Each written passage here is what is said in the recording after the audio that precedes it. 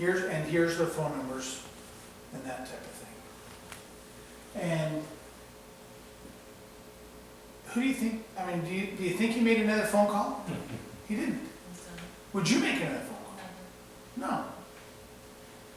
Givers get, you know, that's the principle. And you just think about the messaging, and what messaging are we putting out there? So I love this video, I show it all the time, because it's so germane to how you market yourself. To an individual. To an individual. But if you were marketing to General Motors, General Counsel, he only wants to know what you're going to charge. They're more sophisticated, they already know the process, yeah. Hmm? They're more sophisticated, they already know the process, so they don't need that booklet. Right. And you wouldn't send the booklet. I mean, I don't disagree that that's appropriate when you're talking about an individual hiring a law firm or a lawyer. But it actually does differ, and he's dead wrong. It's absolutely, you're right, it is different. But what did he do right that works in either scenario? He started with a question, right? The person explained the situation, and then he clarified, assessed the understanding of the person. He did provide free information. There are ways, look, and there's certain attorneys that do this, and I know you've done this, because of relationships or because of investments that you've made in people beforehand. You know, oftentimes, if you get a call by somebody, your first goal isn't to sell the firm, it's to sell the appointment, to develop the relationship, to be able to ask questions. I do a workshop for attorneys based on a book called Spin Selling, which is situation, problem, implication, needs, payoff. It's how to take the commoditization out of the sales process for complex or sophisticated services. And it's worked. I mean, that's kind of what helped me in accounting. So there's ways to and I just remember at McGladrey, when I was at McGladrey, Cliff Beadle, bless his heart, I don't know if any of you know Cliff, he really wanted to get McGladrey to do a bunch of gaming work. And he would bid. I remember, right after I got to the firm, he said, all they care about, for us, they're going to care about price. And I said, no. He said, yeah. And so I remember bidding on this job, and somebody bid $107,000 a year, another guy bid about $100,000 a year. You know, it was Arthur Anderson, Pete Marwick, and PricewaterhouseCoopers bid maybe $96,000, and he came in at $70,000. Because he says, we're a national firm, it was a smaller casino company, and we didn't get it. It wasn't just on price. There was a whole other number of variables that were there. And we were able to, part of it was, and I'm deviating, and we're trying to keep This is good. This is We've good. been there too, Yeah. where they look at 5 bids that are in the 90,000 range and yours is 70. They say, well, They must suck. They must have forgotten something, right? Or they don't know what they're doing. Right. It's like an They're inexperienced, right? Some people think if they're paying more, they're getting the best. And part of it is the brand, and just, it's how you position it. And that's a bigger subject, and we'll talk about that anyway at another time. And the other thing that I like to say, because B2B and B2C are very different, but they're still individuals within an organization, and they're the ones who make the decisions, right?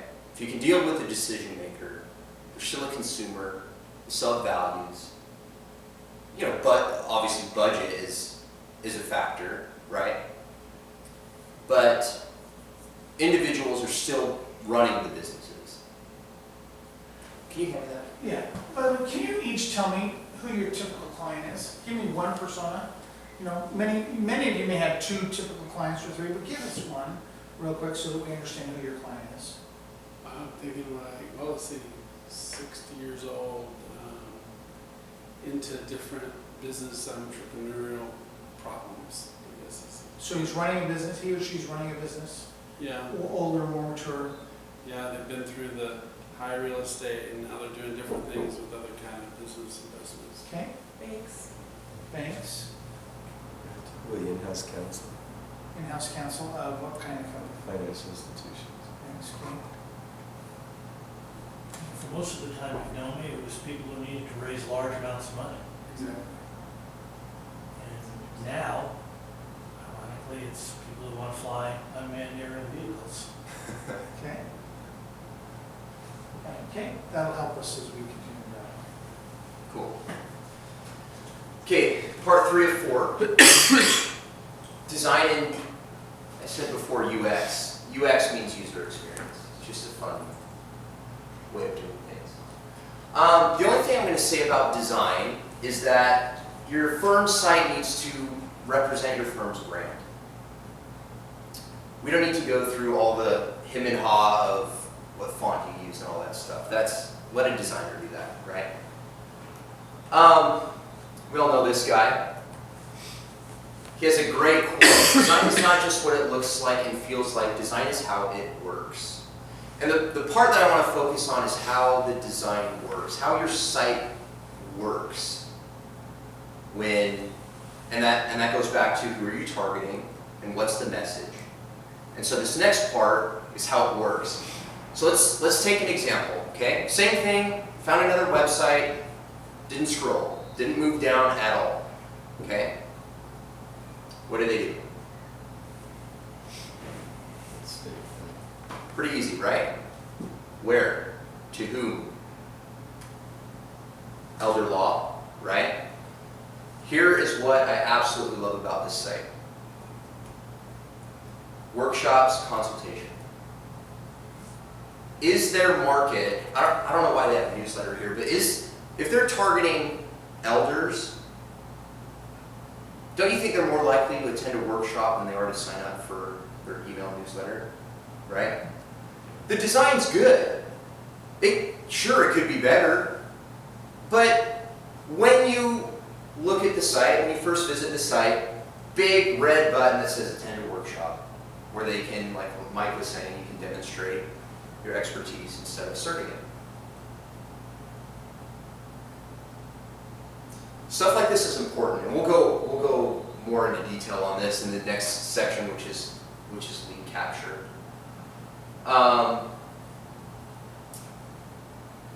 The next part is, so assuming you have your personas completed, that's going to help you structure your site as a whole, okay? In terms of navigation, what's on the home page. And what you do is when you let your personas and your market dictate what the design looks like, as opposed to making the design look like what you think it should look like, and you build it for your personas and your target, you're going to get a site that is going to convert, as opposed to, instead of having a site that you may personally like based on your personal values and taste and all that good stuff.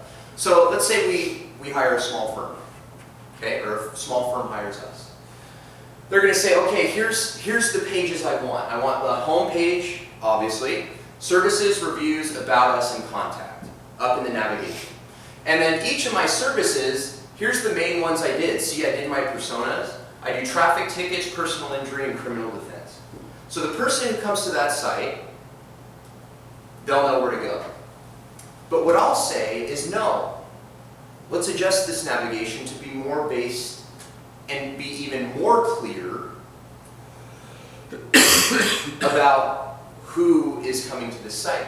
So when it seems like a very simple change, right? But without scrolling, without hovering over a drop-down menu, and think about how this is going to translate over into like a mobile device, which we'll go over in a second, you can now control exactly where all of your different market segments are going to go throughout your site. So somebody who has a traffic ticket definitely isn't going to go to personal injury or criminal defense or anything like that. They're going to go to traffic tickets.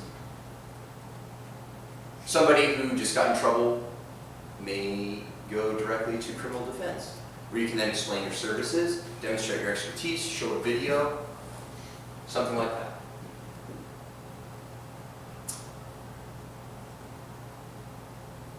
Mike just wrote a blog post on his website just a few weeks ago. Google searches, over 50% of all searches ever are now mobile. In the month of July is when it passed. Yeah. Isn't that crazy? I would have thought desktops, right? And about a year ago was the first time when all web usage, internet usage in general, was mobile-based. So we don't need to talk about the design aesthetics of a mobile device, but your site needs to be mobile-friendly. Because statistically, over half of them will visit your site on a mobile device. And so good principles are no pinch and zoom. I'm sure you've all been on a site where you have to pinch and zoom and look around. It's called responsive design, where it fits nicely in the browser window on your phone, and you just scroll up and down. You tap big buttons to go to different places, and it makes it really easy. What we like to do in our firm is we build the mobile site first, and it helps you focus on your message, your marketing, and keeping everything very simple, and then you expand that site out into a laptop or a tablet or a desktop version or something like that. And so when you think about it like that, and think about what you need to say in a very small screen, it's going to help you with your messaging, and it's going to help you with coming up with something and reducing all the clutter. Because you only got one shot, especially on a small device like this. And there's a whole bunch of different browser sizes. So responsive navigation and responsive web design will help that. It'll just be based on the width of the screen size that they're on, whether on a TV, a phone, or whatever. Okay, lead capture, this is the fun part. So assuming you've done you've gone through the exercises before, you've got a mobile site, you know who your persona's on, you've got a message for each of them. What you need to do is develop calls to action. Does everyone know what a call to action is? It's where you're asking the user on your site to do something. So you're calling them to take an action. Stands for CTA. Okay, we'll refer to it from CTA from now on. This is an example of a call to action. Okay, download the ebook now. And so what you're doing is you can put offers like this on articles that you'd be writing in your industry. So say you write a blog post on the 7 most common ways to blah, blah, blah. Something that's related to your firm. At the bottom or on the side, you can place calls to action that are relevant to that particular article that will then prompt the user to fill out a form, a short form. So they're giving you contact information in exchange for something of value. And during that exchange, you are, and hopefully they read what you send them, or use what you send them, and that gives you the opportunity to demonstrate your expertise, instead of asserting that you're the best guy that there is. Here are some examples. Staying true to the principles of user experience, you don't want these popping up when people are reading. If you put them at the bottom of a blog post, someone who's down at the bottom of the blog post means that they're reading the article, which means they're probably more qualified to read it and go through it. This is a good common one for a sidebar. So this would be something that would be on the side as they're reading it. It's a little, but it's not in their face either. It's not going to get in the way of them actually reading. Like So, pop-up ads. if I can relate, when we talked about leverage marketing at the start, you give a speech. One of the things I worked with a lot of law firms and accounting firms over the years was, what's a great speech to give?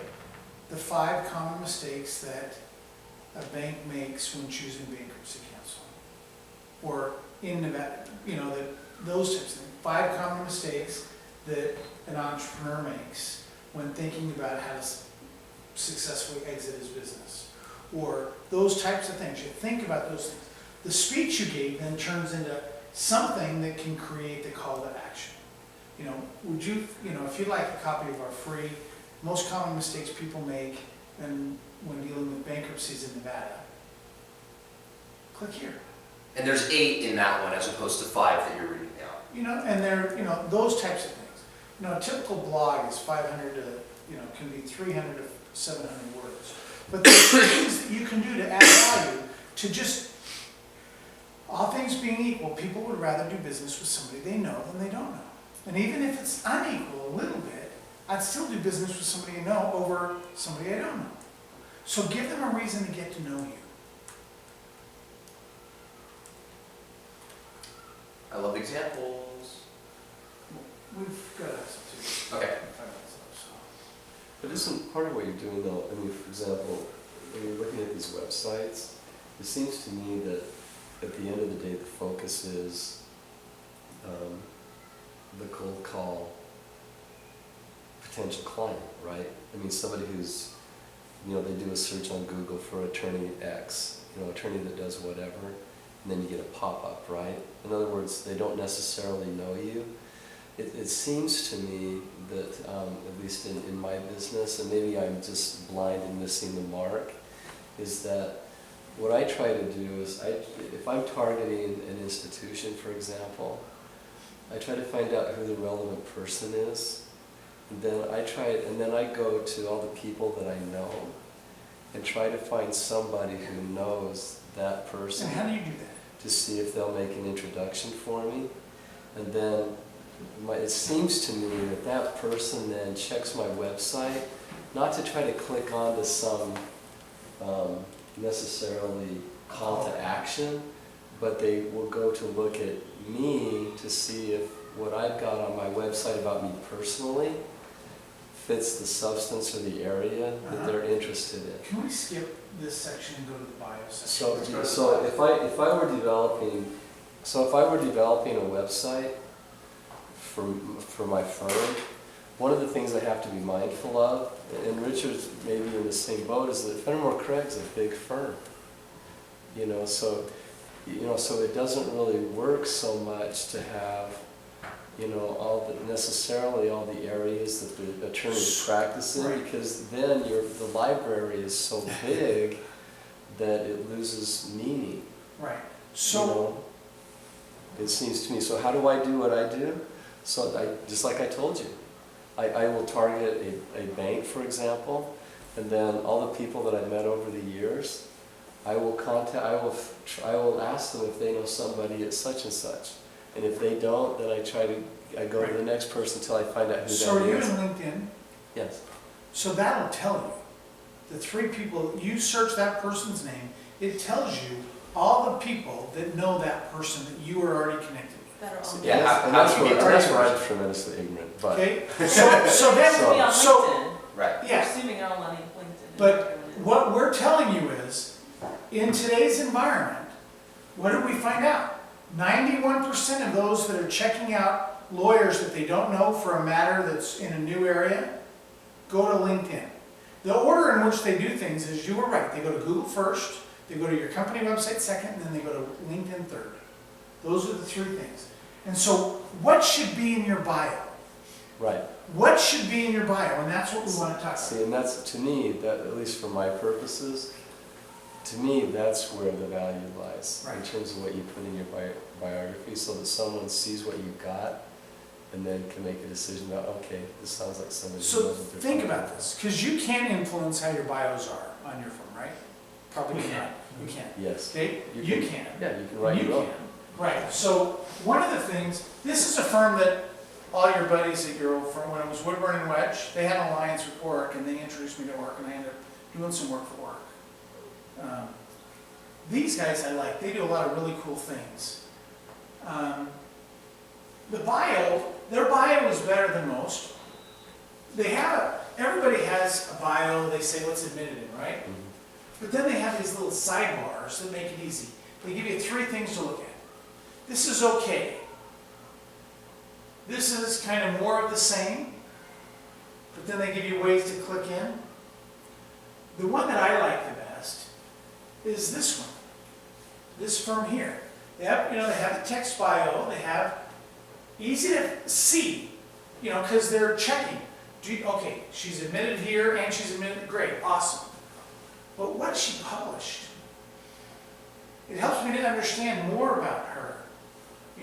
What is she doing? What is she speaking about? this, I would have said, no way in Hades. I'm thinking, they're, 40 years old and older, not the millennials. They're not going to LinkedIn that much. 91% use LinkedIn to find and connect with new outside counsel. And then, this is actually a different study, but supports the same general idea related to LinkedIn. Let me just share that. And now I'm going to turn it over to Ian. Ian has a company called Investor Media. He works with a few attorneys. Like I said, I heard him give a couple speeches that I just was impressed with the content that he had to share. And he's got clients now in 20 states in a number of different industries where he's helping them with their digital marketing. So with that, I'm going to turn it over to you. Cool. Thanks, Mike. Nice to meet everybody. Thanks for coming out. We're going to talk about a couple different things. All good stuff that you'll be able to apply to the online and the offline world. We'll kind of keep it like a discussion. So if you think of something or have a question, just blurt it out. It's very informal. So, how many different ways are there to market yourself? Your firm, yourself, whatever. Basically, right? There's a few popular ones. Billboards, social media. Mike just gave a great example for LinkedIn, Facebook, Twitter. There's Snapchat, Vine, right? We've all heard of the new ones. There'll be 100 more by the end of the year. Books. Books are good. Ebooks are good. Blogging. Those are ways you can demonstrate your expertise. Show your knowledge instead of just saying, hey, I'm the best at what I do. You can say, oh, well, here's a few articles I've written or a book I wrote. Email marketing, that's really popular. I'm sure everyone gets a whole bunch of emails every day. Maybe a few you actually open or read.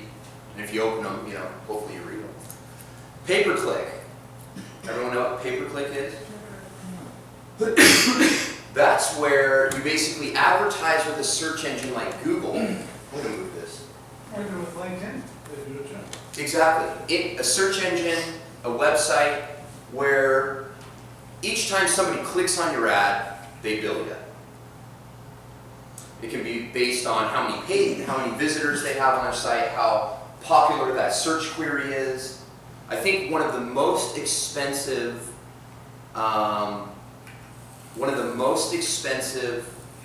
pay-per-click keyword is New York personal injury attorney. Either that or Los Angeles or something, where each time somebody Googles that and they click on their ad, that firm gets billed $592 for each click. Let alone them actually closing a deal or getting a lead, right? That's just to get them to the site. You know how they got to that price? What? Oh, did we? Apply in a minute. We had an extra water right there. There it is. And we have more. I didn't want to steal it. But how they got to that price of $592 is Google, when you buy AdWords with them, it's an auction. It's a live auction on a regular basis, on a monthly basis, and the prices adjust. So if you search Las Vegas ferret grooming, you can buy that for like 20 cents because nobody's competing for that. But all these guys that are spending billboard, $12,000 a month or $20,000 a month on billboards, they're fighting for that to be in the first three. And So they're they're bidding paid to that. get the top 3 billings that appear when I do that search on the search engine. You can see the ads, not the search, not the organic search, but they always put 3 ads on top, and they put ads on the side. So if somebody clicks on that, if you're New York personal injury, those 4 words, $592. And it could even be more. It may even be 7 something. But every year they do them, and out of the top 20 keywords, I bet legal related terms are 15 of them are legal related. Video marketing, local marketing. This is things like Yelp, local.com, Foursquare, all those fun local places, even Facebook, right? Banner ads. I'm sure you guys have visited a website before, and then you were on maybe the LA Times, the New York Times, and you saw their ad appear. It wasn't an accident. It followed you. Direct mail, usually a good B2C method. SEO, this is the other part of pay-per-click that a lot of people try to get on. So this focuses on all of the listings above the organic search, and this is getting in the organic search, is basically telling Google, hey, I'm the best result for what this person is searching. Yellow pages, that's old school, but it may work, depends on your market. Newspaper may work as well. Either way, like we already determined, we can fill, this whole screen will be orange. But the point is that no matter what it is that you're doing to market yourself, it's all driving traffic to your website. And so what we're going to do is we're going to cover 4 different areas that will help you understand your buyers better than you probably understand them already. How to craft a message for them, how to drive them to your site, and funnel them down into an area where we're hopefully going to capture them as a lead. And so we got a lot to cover in a few minutes. So, the first one is buyer personas. Does anyone know what a buyer persona is? It's basically a very advanced form of market segmentation. Okay? It's a way to assign a profile to a buyer based on the different services that you sell. And let's go through 4 different areas of one buyer persona. Okay? So a buyer persona is a picture of a buyer based on these different areas. The first one is demographics. So that's usually the easy stuff. Their gender, their age, could be weight, marital status, things like that. The next one is geographics. Where are these people located? Or where is the business located if you're B2B, right? Could be a zip code, could be a country, could be a state. For most doctors or attorneys, there usually is some type of geographic limitation there because they're only licensed in a few states, right? Whereas investor media, we can build a site in whatever country we want, and we have. These next 2, behavioral and psychographics, these you got to really dig deep into, okay? Behavioral, how do they buy? So I always use the example of an iPhone, okay? The new iPhone 6S came out with a plus version and it got all these different types, right? There are some people who go and they stand in line 48 hours before and they buy and they're on the cutting edge, so to speak. And then there's some people who will buy that same phone 2 years from now and they still have the iPhone 4 today. So what are the buying behaviors of your business or a consumer? So the first thing you need to do is figure out, are you marketing to businesses or consumers, and then go through exercises for each one, as well as assign a persona for each service offering that you have. Somebody buying bankruptcy is going to be different than somebody buying a will or a trust or something like that. So you'll have a persona for each major service offering that you provide. And the last one is psychographics, which is what is it that they value? What is it that they're looking for beyond just the product that you sell? Like, if we use the same iPhone as an example, okay, I don't buy the iPhone because I want the iPhone. I buy the iPhone because I value design, I value speed, I value usability. It helps me run my business. That's what I'm buying, not the iPhone. If I can give you an example. Years ago, I was working with a firm, and I've done law firm and accounting firm client satisfaction surveys. For Vargas and Bartlett, we did telephone surveys of a bunch of insurance companies for insurance defense work that they were doing. I've done some for others, but this one particular firm, we were kind of feeling out their top 10 clients, what they cared about. They worked with a large privately held clients in the real estate and construction industry. And we started asking them, tell us about why did you go to the firm? What firm did you used to be with?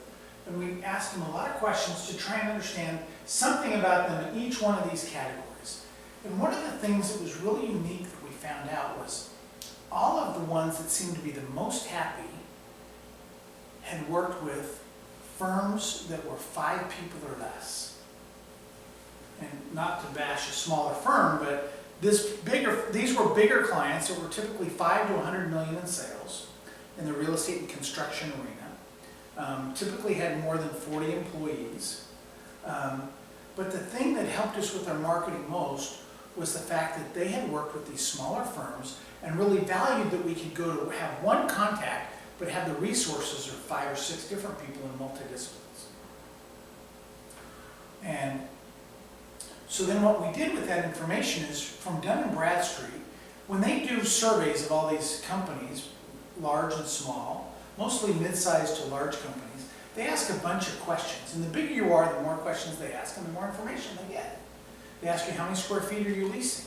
Who's your law firm? Who's your accounting firm? Who's your bank? Those types of questions. And so we purchased a list of companies with 5 million to 100 million in sales, and we paid extra because they charge more for this additional information. Almost as actually more than what you paid just for the basic contact information of those companies to get this other information. So it was like $1.50 a name for just the name, address, and here's all the companies and what their revenues were and how many employees. But if you want this other information, it was another $3. It's crazy. But we bought it it was like 300 firms we bought. And then we started doing campaigns, succession planning and exit planning and estate planning, things to those firms. And we picked up 6 or 8 firms out of those 300. And they were paying us, I want to say the average was about, I think it was 24,000. We picked up, one of them was like 120,000. And some of them were less. But just to help them, in the first year fees was 24,000 times these clients, times the number of clients that there were. And so it was because we had this certain behavior, historical information that they worked with a smaller firm. And we could find out of the 300, about half of them listed who their prior firm was, listed the firm. Not all the time do they get that. And so we marketed them that information as well as others, and we were able to pick up several $100,000 worth of fees for the firm by doing that kind of thing. Make sense? So by going through that persona exercise, you now had a very good idea as to who you want to target. And then and what their issues were and what problems they wanted solved. Exactly. And then you can go and buy the list. Or buy Facebook ads or whatever it is that you want to do. So what you want to do is figure out what services you offer. You all know what you offer. And develop a persona for each service. Just write them down. Each of these 4 categories to get a picture as to who this is. And you can take it a step further, and I'll show you an example. You can give him a name. This is Dan the dentist. He's a dentist, but he's within a certain demographic. He's the practice owner. He's 40 to 60 years old. So I'm not looking for an up-and-comer, right? I'm not looking for somebody who most likely just received their degree or who's someone. This could be a guy who's had his practice for 20 years, and he may be looking to sell it. And so I would market to somebody differently who is looking to sell their practice as opposed to somebody who's looking to start one. So by knowing that, we'll go down the funnel later, okay? But that's knowledge to your advantage. I'm saying United States within a suburban neighborhood. He follows trends. He's 1 to 2 years behind, so he's not looking for the most up-to-date current thing. And he values his expertise. He's looking for a relationship and somebody that he could rely on. And this is very general because you could assign this to basically anybody, but this persona could be used across multiple businesses and multiple services and things like that. And you'll find that he doesn't buy just one thing. He buys several things over different businesses and things like that. Does that make sense? Okay. Very good. This is the fun part. This is messaging. So after you've understood who you need to target, you now need to craft a message for each one of those personas. You may have 2 or 3. You may have more, maybe 5 or 6. Just depends on the nature of your business, and do you specialize more or generalize more? It just depends. We always do an exercise whenever we bring on a new client. And I ask them to tell me what it is that they do in 10 words or less, the key being 10 words or less. And the other part of it is they have to leave out the commoditized product or service that they're selling. So someone who sells shampoo can't use the word shampoo when telling me what they do. So it's really more of a question of what problem do you solve, okay? So why don't you guys think about it for a second, maybe give it a shot. Can someone tell me what they do in 10 words or less? Is that a big cohesive sentence, or just? It doesn't have to be a cohesive sentence. Phrase. A phrase, yeah. For example, one of the ones that I use is I help firms double every 3 years. And I've worked with a lot of clients that in the venture world that I've helped do that, but I've helped a lot of old line companies as well, a pallet manufacturer or a construction firm. And so I help firms double every 3 years. I'm not using marketing, I'm not using consulting. Right. The problem that he's solving is growth. Because by saying that he doubles firms every 3 years, he's kind of automatically weeding out firms that may not want to, and along with a whole bunch of other underlying assumptions. Does anyone want to try? No pressure. Our tagline: we build your website, you grow your business. I cheated though, because that's a commodity, but you grow your business, right?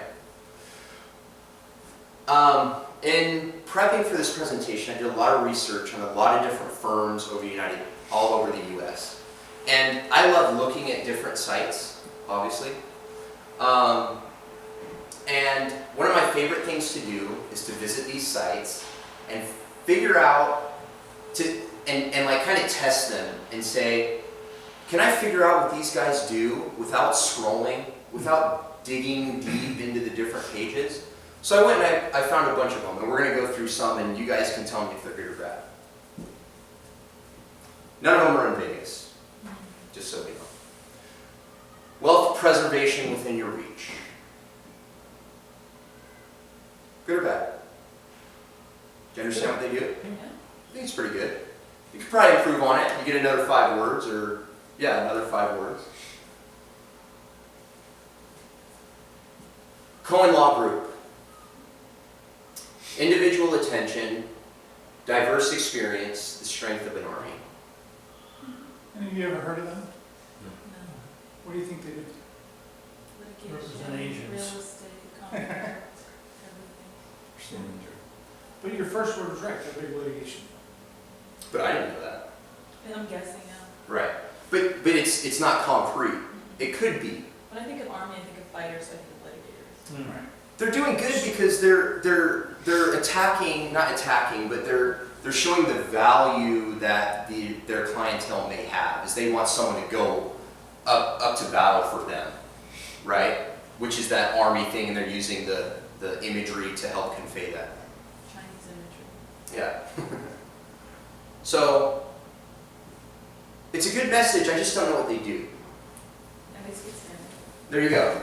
Which is good, but On the top right. oh yeah, see. But they're using terracotta warriors. Exactly. Right, That's right. what I said, Chinese Right. imagery. But also the imagery of just having one guy, stand out. basically reinforces the individual attention True. as well. I mean, but the website